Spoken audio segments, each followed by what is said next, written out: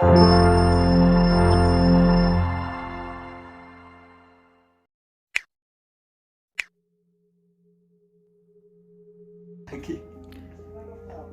nama saya Muhammad Nabil Huda dengan NIM 511911444. Modal Handono Mardianto 2009.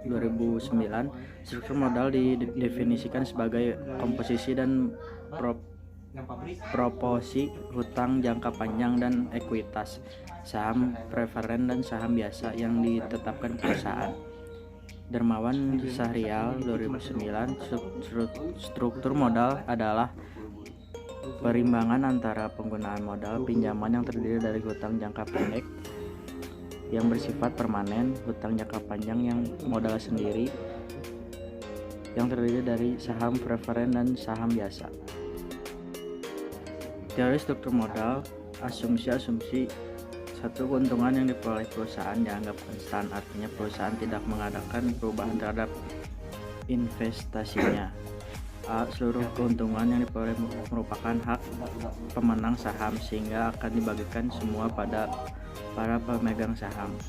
B. Hutang yang digunakan bersifat permanen, artinya bila ada hutang yang jatuh tempo harus segera diganti dengan hutang baru. C.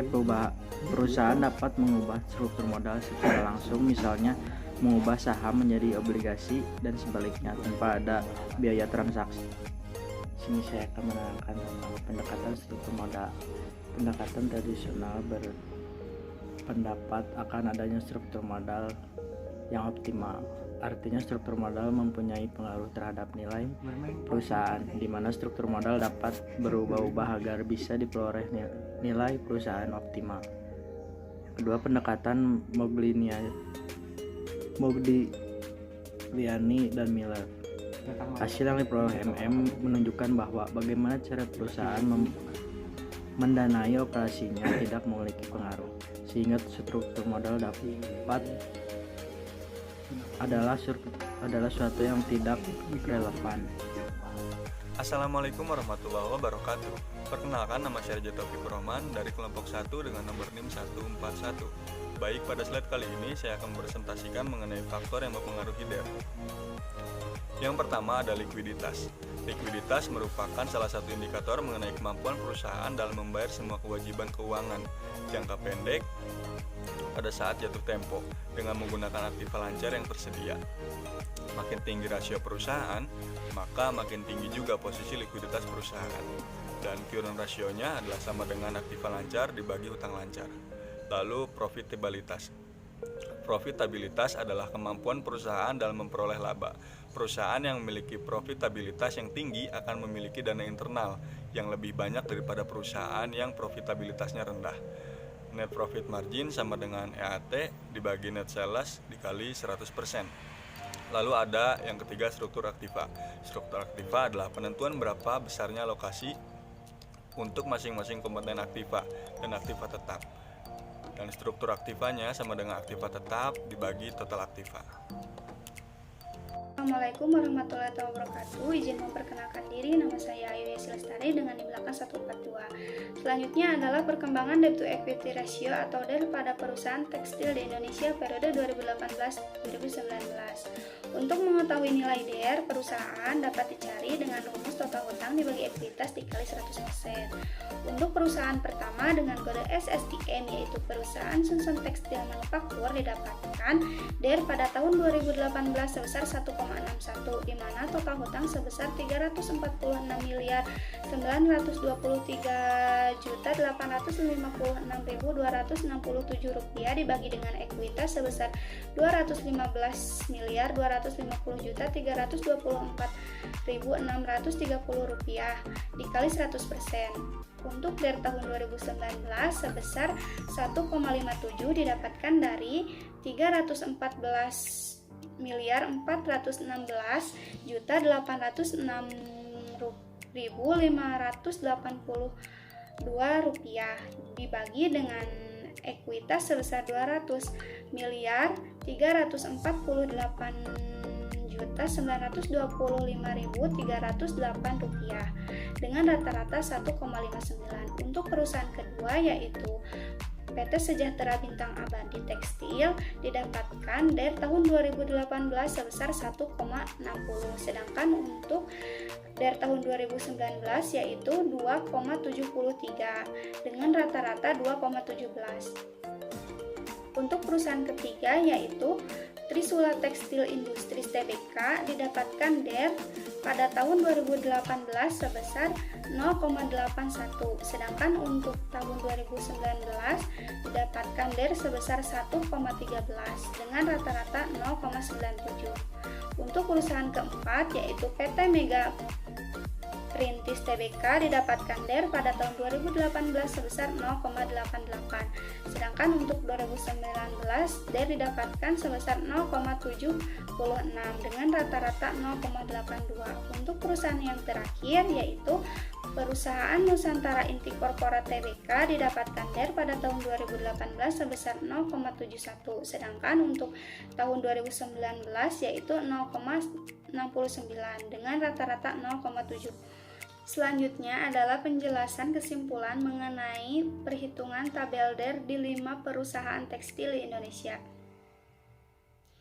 Tingkat debt to equity ratio tertinggi dimiliki oleh PT Sejahtera Bintang Abadi pada tahun 2019 yaitu sebesar 273%. Dan yang terendah dimiliki oleh PT Nusantara Inti Korporat Tbk pada tahun 2019 yaitu sebesar 69%.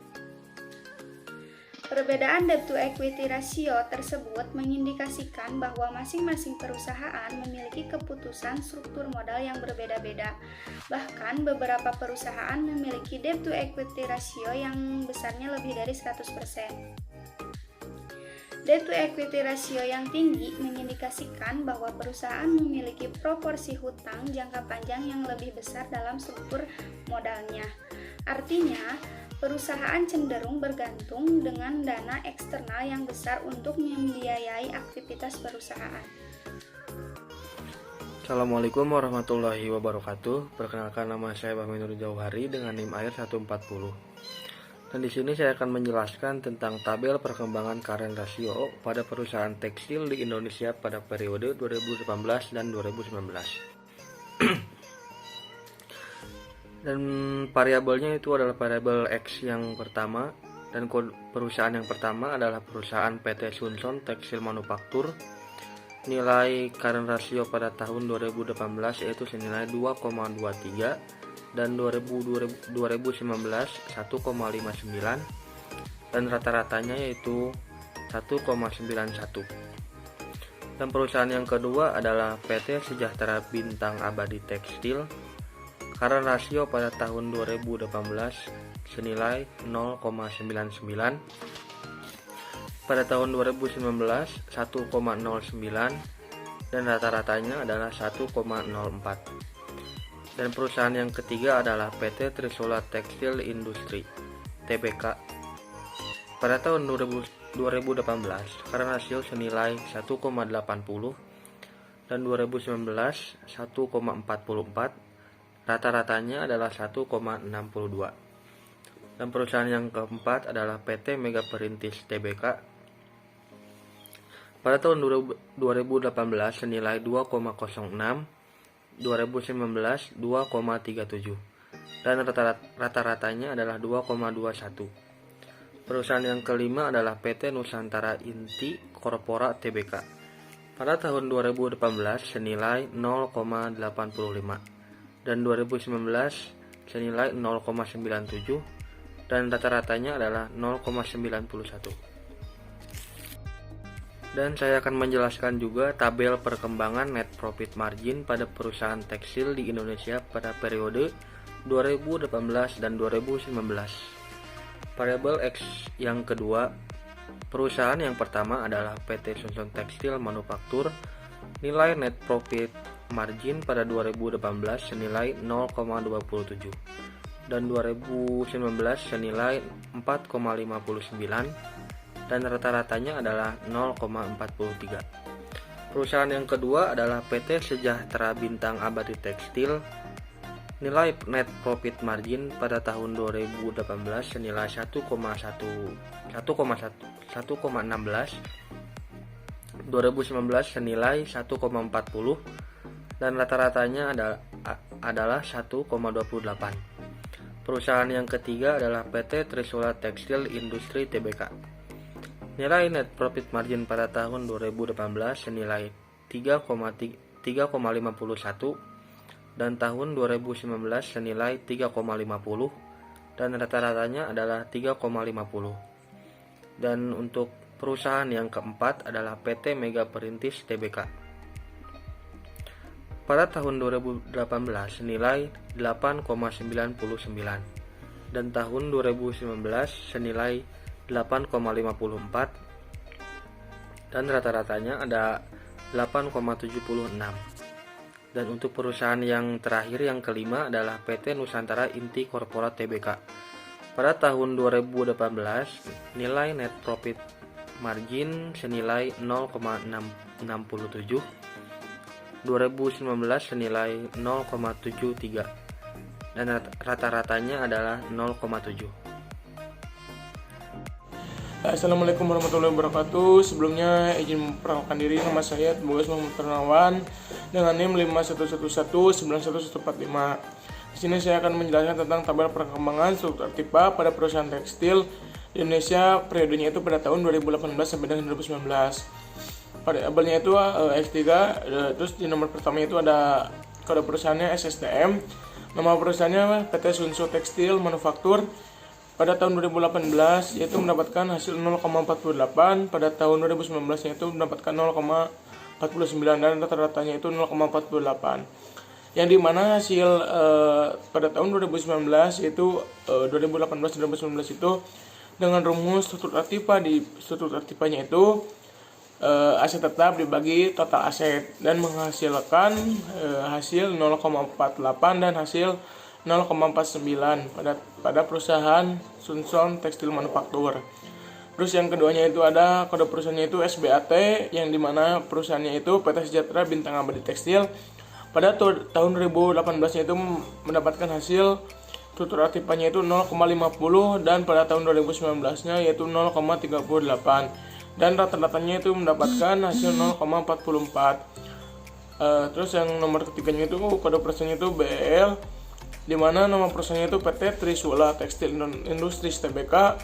Pada tahun 2018-nya itu dapat menghasilkan struktur aktifnya itu 0,29 dan pada tahun 2019-nya itu mendapatkan hasil 0,30 dan mendapatkan rata-rata 0,29. Terus yang keempat itu ada PT kode perusahaannya itu John. Nama perusahaannya itu PT Mega Perintis Tbk. Pada tahun 2018-nya mendapatkan hasil 0,19 dan pada tahun 2019-nya itu mendapatkan 0,20 dan mendapatkan rata-ratanya itu 0,19. Terus yang terakhir ada nomor 5 itu kode perusahaannya Unit, yang dimana PT Nusantara perusahaannya itu PT Nusantara Inti Korporat Tbk. Pada tahun 2018-nya itu mendapatkan 0,64 dan pada tahun 2019-nya itu mendapatkan 0,59 dan rata-ratanya 0,2. Di sini dapat disimpulkan bahwa struktur aktiva yang tertinggi itu pada tahun 2018 itu PT Nusantara Inti Korporat Tbk, yang dimana 0,64 dan pada tahun 2019-nya itu masih oleh PT Nusantara Inti Korporat Tbk itu 0,59 dan rata-ratanya itu dihasilkan oleh PT Nusantara Inti Korporat Tbk, yang dimana PT Nusantara Inti Korporat Tbk di struktur aktiva mendapatkan nilai terbesar. Terima kasih. Baik, izin memperkenalkan diri, saya Riani Anggraini Salma dengan NIM akhir 139.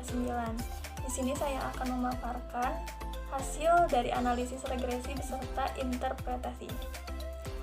Berdasarkan data di atas, dilihat dari kolom probabilitas per variabel, terlihat bahwa hasil dari nilai probabilitas per variabel seluruhnya lebih besar dari alfa 0,05, sehingga hipotesis 0 diterima dan hipotesis A ditolak. Artinya, semua variabel bebas secara simultan berpengaruh tidak signifikan terhadap variabel terikat. Kita lihat juga hasil dari R-square sebesar 0,242445, di mana nilainya itu lebih kecil dari 0,5. Sehingga dapat dikatakan bahwa kemampuan variabel bebas tidak kuat untuk menjelaskan variabel terikat. Adapun nilai dari probabilitas F statistik, di mana nilai probabilitas secara keseluruhan menunjukkan hasil sebesar 0,616516, maka hipotesis 0 diterima dan hipotesis A ditolak. Artinya, variabel bebas secara simultan berpengaruh tidak signifikan terhadap variabel terikat. Sehingga dari 5 sampel perusahaan yang diambil pada tahun 2018 sampai 2019 didapat current ratio atau X1 tidak berpengaruh signifikan pada debt to equity ratio. Kemudian net profit margin atau X2 tidak berpengaruh signifikan terhadap debt to equity ratio, dan terakhir adalah struktur aktiva atau X3 tidak berpengaruh signifikan terhadap debt to equity ratio. Yang selanjutnya yaitu ada hasil regresi dan analisis. Berdasarkan hasil penelitian di atas, perusahaan di bidang tekstil ini dapat diketahui bahwa likuiditas, profitabilitas, dan struktur aktiva merupakan variabel yang tidak berpengaruh terhadap struktur modal. Variabel independen yang berpengaruh terhadap struktur modal dengan arah negatif. Tekstil ini diharapkan dapat mempertahankan kestabilan likuiditas dan mencegah untuk tidak memiliki likuiditas yang terlalu tinggi karena terlalu besar aset yang tidak produktif. Kurang lebihnya mohon maaf. Wassalamualaikum warahmatullahi wabarakatuh. Baik, selanjutnya adalah kesimpulan dari makalah ini, di mana dalam penelitian ini pengaruh likuiditas terhadap struktur modal memiliki pengaruh tidak signifikan, dikarenakan perusahaan mempunyai tingkat likuiditas yang baik. Namun, jika hutang perusahaan ditambah, perusahaan akan memiliki ketakutan bahwa kelikuiditan tidak akan lebih baik. Pengaruh profitabilitas terhadap struktur modal. Variabel profitabilitas berpengaruh tidak signifikan terhadap struktur modal. Karena hal ini disebabkan perusahaan dengan tingkat profitabilitas mampu membiayai kegiatan usahanya dengan laba yang dimilikinya. Perusahaan yang memiliki profitabilitas yang tinggi akan memiliki rasio struktur modal yang rendah, begitu pula sebaliknya. Sedangkan pengaruh struktur aktiva terhadap struktur modal berpengaruh tidak signifikan karena semakin besar jumlah struktur aktiva yang dimiliki oleh perusahaan akan menyebabkan peningkatan aktivitas pendanaan atau rasio utang. Baik, sekian pemaparan dari kelompok 1. Apabila masih terdapat kesalahan, kami memohon maaf karena kami masih belajar. Sekian dan terima kasih. Wassalamualaikum Assalamualaikum warahmatullahi wabarakatuh.